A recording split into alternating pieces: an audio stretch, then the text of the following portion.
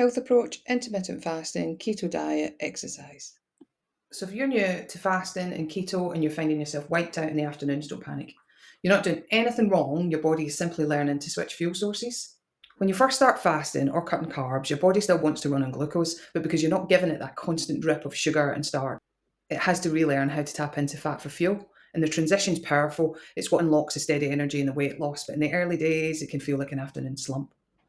So what helps? First, electrolytes. When insulin drops, you lose water and salts more quickly, which is why fatigue, headaches, even brain fog can hit. Replacing sodium, potassium, magnesium is often the missing link.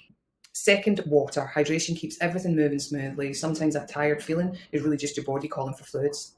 And third, gentle movement. Short walk, light resistance bands, or even stretching helps your body switch and start burning fat more effectively. What should you avoid?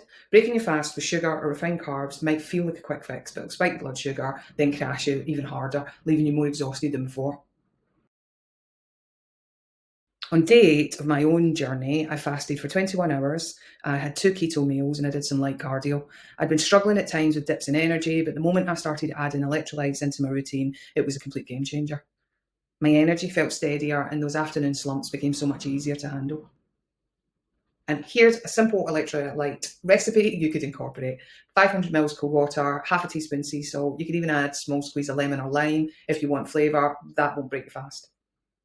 And that's it. Just slip it slowly. Don't knock it back all at once. Even plain sea salt gives your body that sodium boost that it needs to reduce those energy crashes and headaches during fasting or keto. So if you're battling fatigue or tiredness right now, remember, support your body with electrolytes, stay hydrated, keep moving gently, and avoid breaking your fast with sugar. Your body's adapting, and soon the energy dips will turn into energy highs. And if you want a simple structure to follow, go grab my free 7-day health kick restart plan. Link is just below, and it gives you the exact steps to make fasting and keto feel easier, more energizing, and more sustainable. See you next time.